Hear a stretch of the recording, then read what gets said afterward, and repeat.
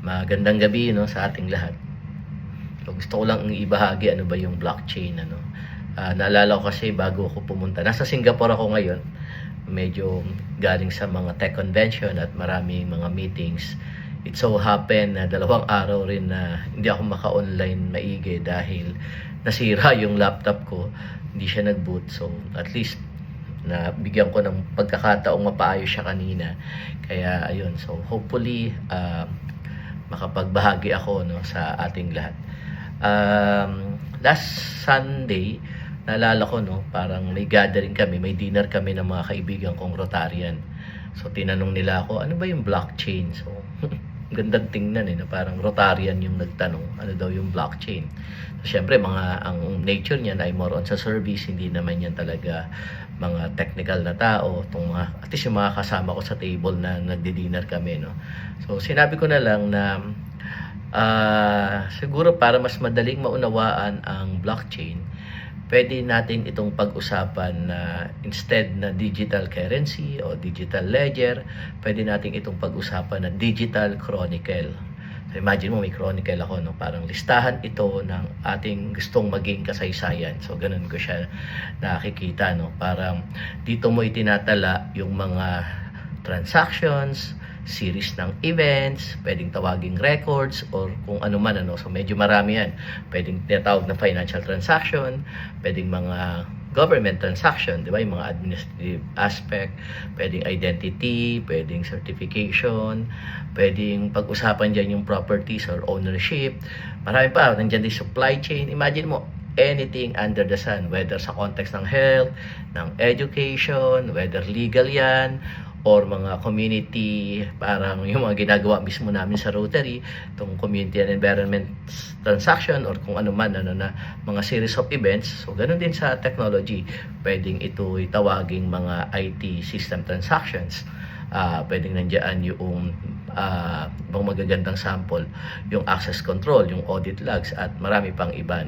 So, yan yung mga sample na pwede mong ilagay doon sa pwede mong tawaging digital chronicle, na vis-a-vis ito rin yung common na ginagamit o tinatawag nilang digital ledger. So, dahil doon, isinulat mo siya, doon pumapasok yung context ng forever. So, merong forever, So, kumbaga, imagine mo, nagsulat ka ng mga positive na bagay, magagandang bagay, tulad ng mga sinample kong transactions, pwedeng tawagin iyon na positive forever. So, ganun din, pwede ka rin kasi magtala doon ng mga pangit na bagay, Kasi sa digital ledger na to, o digital chronicle na to, garbage in, garbage out. So, kung naglagay ka ng pangit na bagay, pangit iyon mare-record sa history, o sa talaan natin sa ating chronicle o ledger. So kung maganda naman, maganda rin itong lalabas. So yun yung mga sample na context ng mga sinusulat. Kaya lang, syempre, pag pinag-uusapan ang blockchain, maraming mga terms na ina-associate sa kanya. So nandiyan din yung unang-una yung immutability, yung immutable. So syempre, ang assignment ay magtala tayo ng mga bagay-bagay na bawal i-alter, bawal siyang ma-modify. So kasi yun yung isa sa attribution ng blockchain. Tapos nandiyan din yung context ng distribution o distributed, Kaya minsan marinig na distributed ledger. So paano yung nangyayari, Magic ba yun na nangyayari na kapag kunyari lahat tayo may kopya ng chronicle na yan o ng digital ledger na yan, pag nagsulat ako sa isang sulatan na ito ay lahat may kopya agad. So magic ba yun na nangyayari, Pero nangyayari siya kasing ganun. So pwedeng ako sa context ko, ang tawag ko rin ay mga mathematical aspect na kung saan ka magsulat na iyong chronicle o na iyong ledger ay magkakaroon ng kopya ang lahat. So, paano yun nangyayari? So, sabi ko kanina, di ba, sulatan ito ng transaction. So, ibig sabihin, merong gustong sumulat ng transaction, di ba? So, tawagin natin halimbawa ito na pwedeng tao, ahensya ng gobyerno, or kung sino man na may-ari ng application na siya yung nagko-collect ng data, siya yung magbabato ng transaction, o siya yung nagko-collect ng transaction. So, ibig sabihin lang, merong transaction. So, yung transaction na to, ibabato niya yun sa blockchain. Gusto kong isulat itong transaction na to sa inyong talaan, sa inyong blockchain. So, ngayon, magbobotohan lahat yan. Titingnan na lahat. Gusto ba natin isulat yon? O ngayon, nag-agree lahat. So, nagkaroon ng consensus, ng botohan, na sabi, sige, yes, payag tayo. Ngayon, nung pumayag tayo, yung ating kausap na isa sa mga nodes na yon, siya yung tinatawag nating authorized node, siya yung magki-create ng blocks o yung sulatan. Isusulat niya ngayon yan. So the moment na nasulat niya, ang assignment ay magkaroon lahat ng kopya. So doon niya ngayon ginagawa, dinidistribute niya lahat ng kopya para at least ma-make sure na lahat ng mga nodes na available ay may kopya, no? So ganun ginagawa. So ngayon pag may kopya diyan, ang pinag-uusapan na uli ngayon diyan ay iba na, no? Parang dahil may kopya na kayo, ang tanong ay mababago ba? Kaya pumapasok yung data integrity. So syempre dapat hindi. Diyan din pumapasok na yung timestamp. Kailan ba ginawa yan?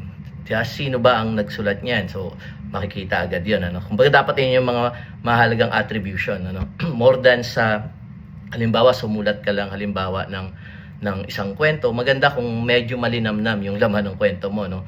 Kumbaga, doon sa kwento na yun, sino ang author? Pwedeng pwedeng kailan, anong title ng libro. So depende kung paano mo siya gustong gawing malinamnam. Kasi ang assignment, magkaroon nga ng traceability in transaction o timestamp na pag tiningnan ay at least clear na, nangyari nga yung event na yon. So ganun siya ginagawa. So maganda ang context nito pagka siguro mas mataas yung appreciation kapag ka merong tinatawag na demo, no? So siguro maglaan ako ng konting panahon para at least i-demo, no? Kasi meron din kaming project na ginagawa, no, na sa blockchain. So siguro mas ma-appreciate ng mga kapwa kong Rotarian kung or kung sino man ang gustong manood na sana may ma-share akong tama, no, dito sa kwentuhang ito. Magandang may halimbawa tayo ng may demo. So doon ako ngayon papasok sa demo na yun para mas ma-appreciate natin. So sige, ready ko lang, no. Ayan, dito natin simulan yung kwentuhan ng blockchain. So tingnan muna natin halimbawa na yung direktong relasyon, so merong gumagawa ng transaction, tapos may tinatawag na tayong blockchain. So ito yung kinukwento natin kanina, na dapat yung transaction na to, ito yung mga records o yung mga ginawa nating example kanina, no. Depende kung ano yung gusto niyang isulat. So kunyari gusto niya isulat sa blockchain ay halimbawa ang kanyang kanyang mga to-do list, halimbawa yung mga basic, no. So sabi niya ganon ay gusto ko pong magsulat dito sa ating talaan. So kakausapin niya ngayon itong blockchain, yung tinatawag nga nating digital chronicle or digital ledger. So sabihin niya, pwede po ba akong magsulat para at least maitala ko yung aking forever. So ganun niya yung ginagawa, no? So ngayon sasabihin ng mga to, sige, papayag ba tayong isulat ang forever nito, di ba? Itong babae na to halimbawa sa drawing, no. Ngayon sinabi nila, sige, payag tayo. Ngayon, dahil pumayag, isusulat ngayon ng isang tao yan. Pagkasulat niya doon sa ledger, dahil pumayag siya, ang mangyayari ay bibigyan niya ng kopya lahat. So imagine mo, pag dumating ang panahon, nasira itong isang taong ito o isang sulatan na ito, ay meron pa rin kopya rito sa lahat. O pwedeng balikan anytime. So ang gandang bagay nito, kung kunyari ilalagay ko siya sa context na itong isa, ito na lang tatlo muna, itong tatlo, yung isa nasa Luzon, isa sa Visayas, isa nasa Mindanao. So nagbigay ako ng kopya sa Luzon, nagkaroon ng kopya si Visayas, nagkaroon ng kopya si Mindanao, tapos binigyan ko ng kopya halimbawa si Mindanao, binigyan niya ng kopya si Visayas, binigyan niya si Luzon. So kumbaga walang mawawala, no. So dito muna tayo, babalikan na lang natin itong anchor chain mamaya. So okay ba yun? Clear ba yun? Malinaw yung part na yun. So sa context ng demo naman natin ay paano ba? Yan dito. So dito yung ito yung gusto kong ibigyan ng kwento. So kanina sa drawing, kumbaga may gumagawa nga ng transaction. So ito yun, itong nasa drawing ko, ito yung kulay red. So siya bali yung kumbaga magsusulat ng mga records doon sa tinatawag nga nating blockchain. So, pwedeng maraming application yan. Pwedeng private application, pwedeng government application. Pwedeng yan, pag-usapan kunyari yung SARO o kaya kung ano man tungkol sa tax, tungkol sa business registration, pwedeng permit, certificate or compliance, supply chain, academic credentials, napakadami. Even the emergency management system, so pwedeng ilagay, no? So, ito yon, itong red part na yon. So, ngayon, ito naman yung sample natin, na saan ko isusulat. Sabi nga natin sa blockchain. Sabi natin kung isunulat ko sa Node 1 o doon sa isang kausap ko na na digital ledger, bibigyan niya ng kopya Node 2, di ba?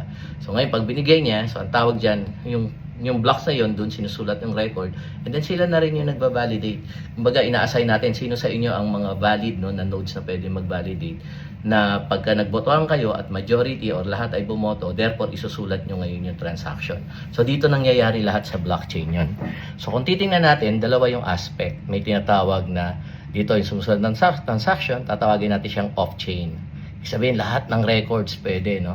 Tapos yung blockchain naman, ito yung proof na nangyari yung transaction. So dito ginagawa yon. So ngayon, ang maganda sa kanya, so depende, no, marami kasing data. So pwedeng ang data kasi ay itong mga sample na to. Tapos pwede rin, basta ang rule, hanggat maaari, wag mong ilagay sa on-chain, itong dito sa yung blockchain, yung mga sensitive information. So pwedeng yung buong information mo yan, ano, pwedeng pangalan, address, pwedeng yung ID mo, pwedeng biometric, health record, financial account details, or kung ano man, ano, na mga halimbawa personal communication or disciplinary action na hindi dapat nakikita na sa chain. So ang mahalaga kasi ay halimbawa itong kombinasyon na ito ay naisulat mo na, so hindi mo na kailangan tingnan sa chain, yung mga part na to, unless pwede mo naman i-encrypt ito tapos ibato mo siya sa chain encrypted. Ang mahalaga kasi ay yung may record naman yan na kopya dito sa off-chain. Ang mahalaga dito sa blockchain mo ay nangyari yung transaction, 'di ba? So hindi po lahat nagkakaroon ng kopya, no, ng nodes. Ang nagkakaroon lang ng kopya ay yung mga sinong gusto, 'di ba? So kunyari pag dito sa context ng ide-demo ko, ang tawag ko rito ay permission based na blockchain. So kung sino lang yung i-allow nating mga nodes, no, sila lang ang pwedeng magkaroon ng access sa sa blockchain. Magandang bagay yan, ano, kunyari i-define natin sa context halimbawa ng government, ano, sino ba yung mga malalaking ahensya? Pwedeng sila DICT, pwedeng sila CICC, pwedeng sila sila Department of Finance, pwedeng sila Department of Justice, or kung sino man yung mga ganung level, pwedeng sila yung may mga hawak ng nodes. Tapos, ang mangyayari, sila yung nagbabalidate. Tapos, ito naman yung nasa red. Pwedeng ito yung mga application ng gobyerno. Pwedeng application ito ng barangay. Pwedeng local government. Call nila, no, kung gusto nilang maging part ng validator. So, kung i-allow sila na sige, mag-create kayo ng sarili ng node, pwede. Pero pwedeng wala na rin sila nun. Kasi may naka-assign na nga ng mga validators na sila lang yung magbobotohan, na isusulat ba natin yung record ng mga yan, di ba? Ang mahalaga, meron kang parang ledger o yung sinasabi ko ng chronicle mo na pwede mong balikan o tingnan kung nangyari yung mga transaction na ginawa nila. Pero ang good news, hindi nga lahat magkakaroon. Ang good news ay meron siyang tinatawag na Explorer. So yung Explorer, ito yung site na pwedeng i-access ng mamamayan o ng kahit sino, no, kung gusto nilang makita, no, ng mga pangyayari, no. Kaya dito nangyayari yung tawag nating makikita ng lahat ng mga mamamayan. So ganun. Diyan yan bali ina-access. Pero yung sila yung mag-validate, hindi ho yun ganun nangyayari, no. Kumbaga mahalagang ganun dapat yung ating kwentuhan. So ngayon, ang maganda lang ay lahat ng mga documents ay nag-i-stay yan dito sa off-chain. So ayan, no, sabi nga natin, 'di ba? Ini-store niya lang dito sa ating blockchain ay yung mga proof of or reference, hindi yung buong document. Yung buong document, iwan mo na yan diyan. I-ano mo na lang dito yan. Iwan mo na yan sa off-chain mo, bigay mo lang sa blockchain mo yung mga critical lang na mga pwedeng mga vital information o yung mga hash na nandoon sa chain mo, 'di ba? So ganun lang siya. Ang maganda, the moment na sinulat mo 'yan, so nagbabalik yan uli sa iyo ng transaction hash, no? O kaya yung chain hash. So mamaya ikukwento natin kung ano yung mga 'yon. So ayan yung baling para mas ma-appreciate nyo. So again, merong application, tawagin nating off-chain, merong tinatawag na yung blockchain mo, dito naman yung mga pruweba na nangyari yung transaction. So historically. So dito, pwede mong baguhin, no? Lahat ng nasa off-chain mo, pwede mong baguhin. Kumbaga walang pakialam si blockchain diyan. Sa'yo yan eh. Pero dito the moment na sinulat mo siya dito sa blockchain, hindi na ho pwedeng baguhin. Kaya minsan nagkakaroon ng kalituhan kasi nasabi nila hindi na pwedeng baguhin. Hindi naman kiniklaro saan ba hindi pwedeng baguhin. So dito lang. Pero dito sa off-chain, yung application mo, pwede mong baguhin yun. Walang problema sa iyo yun eh. Kaya lang, the moment na sinulat mo yun, kunyari nagkaroon ka ng version 1, binago mo, binato mo sa chain, tapos yung same version 1 na yun, inedit mo, binago mo, bato mo. So sa chain, dalawang version na yun, pero sa'yo pwedeng isang version yun. So depende, pwede mo rin gawing dalawang version yun sa'yo, no? So ganun siya bali nagbe-behave. So yun lang, para mas malinaw. So bago tayo mag-actual demo. Yan. So bago natin i-proceed dun sa demonstration, so sabi ko nga babalikan natin itong anchor chain, ano. So tawagin muna natin itong anchor chain, ano. Wag na muna ang anchor chain. Tawagin muna natin siyang blockchain sa labas ng bansa. So tawagin natin siyang ganun. So ngayon ang malaking pagkakaiba, pag nag-blockchain ka sa labas ng bansa, nagbabayad ka ng gas fee. Yan. So ito yan. Medyo critical to, na pinag-uusapan sa blockchain, Yung nagbayad ka ba ng fee. Ganyan siya. So, nalilito na yung kamay ko. So, yan, gas fee. So, dito, pwede kasi tayo mag-implement sa Pilipinas ng walang gas fee. Yan. So, ano siya?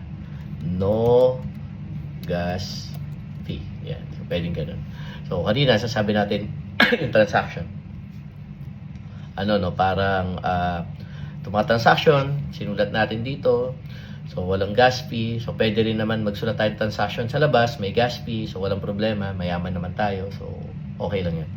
Pwede rin kasing ang model ng implementation ay nagsulat ako ng transaction dito sa Pilipinas, halimbawa, o yung mga malapit na node sa akin.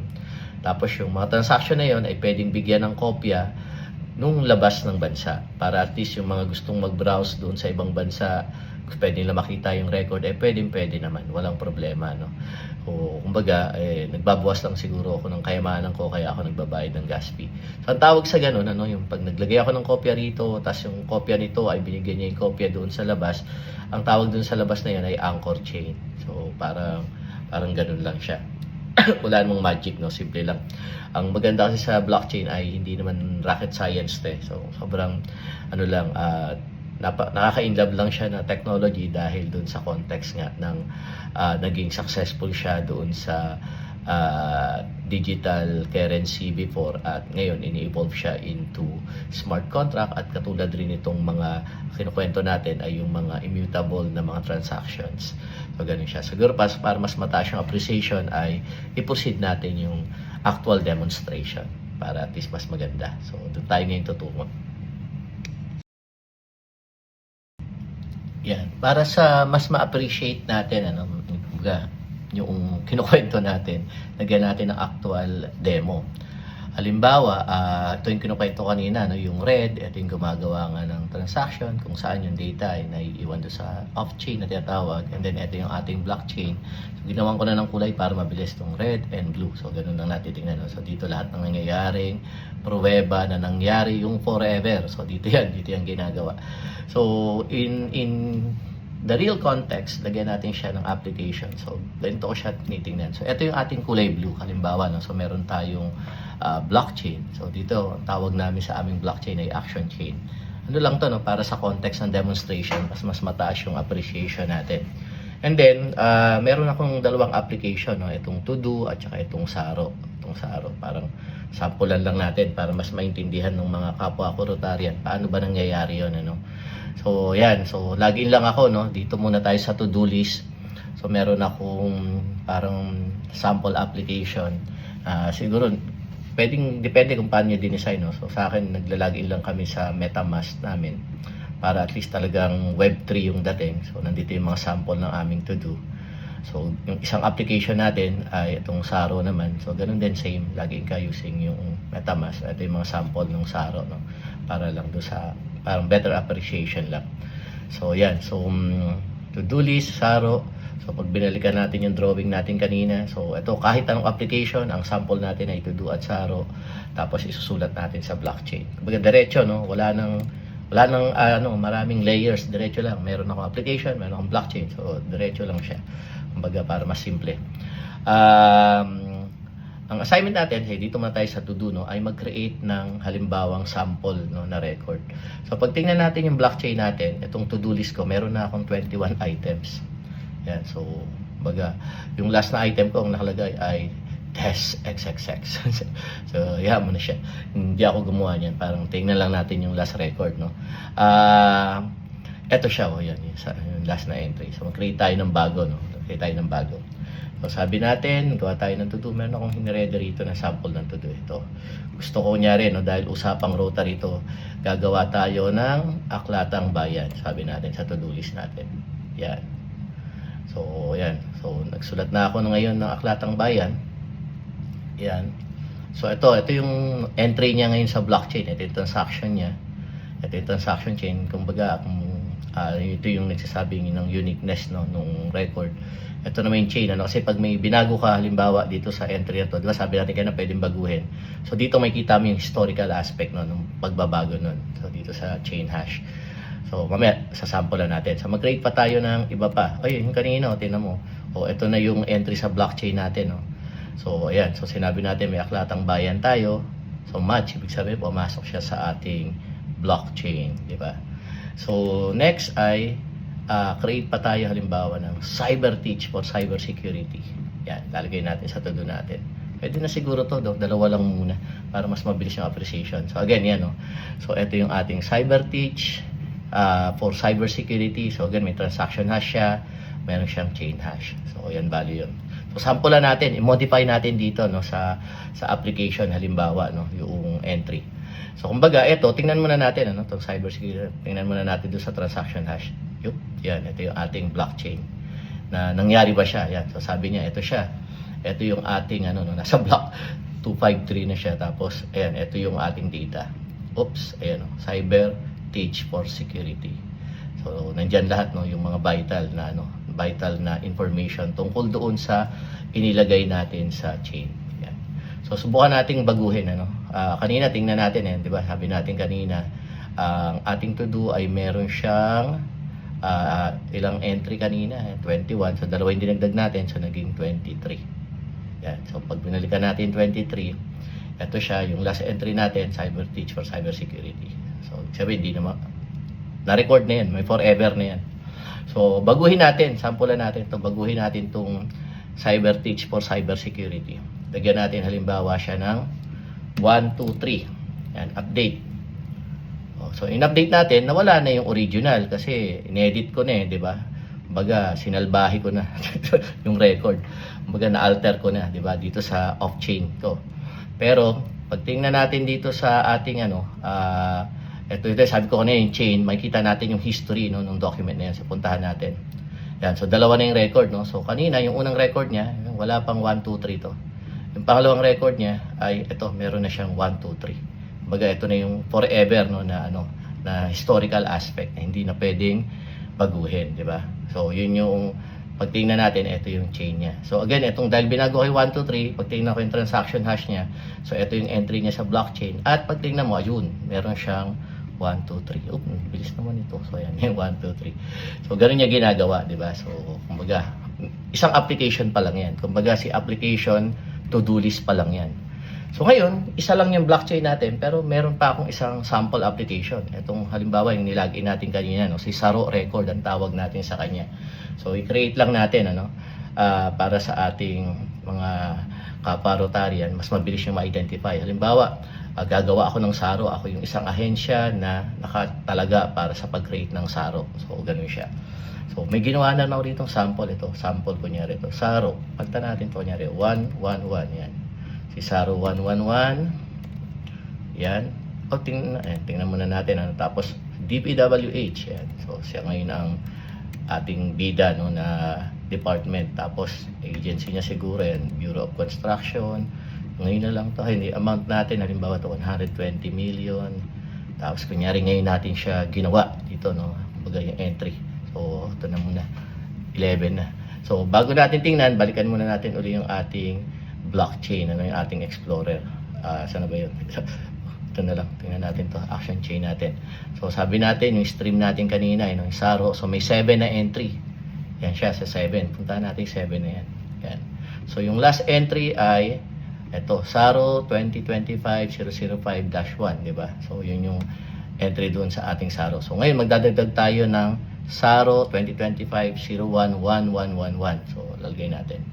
So again 7, tapos yan. So save ko lang. So yun, nadagdag na siya. 'di ba? So kanina pinakita natin, 'di ba? Kung gusto natin baguhin lahat ng historical aspect, makikita natin dito sa chain hash. Kung gusto natin makita yung uniqueness ng entry niya sa blockchain, makikita natin transaction hash. Kumbaga, dadalahin ka na doon sa blockchain, ano? So ito yung red na kinukwento natin kanina, yung application, tapos yung blue kanina yung ating blockchain. So pag binalikan natin yung chain, nasaan na ba 'yon? Ito. Yan. So kumbaga dito sa ating chain, ito balikan natin sa araw ulit, no? Sa araw, no? So 8 items na mula sa 7, so naging 8 na siya, 'di ba? Yan na yung kwento niya. So meron siyang 8 na entry, 'di ba? So yan, ito yung 8. So kanina, ito yung sasabi natin, ano, last na entry kanina. Pero ito yung bagong entry natin. Pag tingnan natin, haba naman ito. Yan. So palitin muna natin, ano, para mas ma-appreciate nyo. Yan. Yan. So kita na agad natin, ano, yan, DPWH. Sige, lakayan ko na nga. Pero doon na lang, pwedeng diretso naman sa chain, yung record. So sabi nga natin kanina, pag pinunta mo yung application, binabalik naman natin yung record.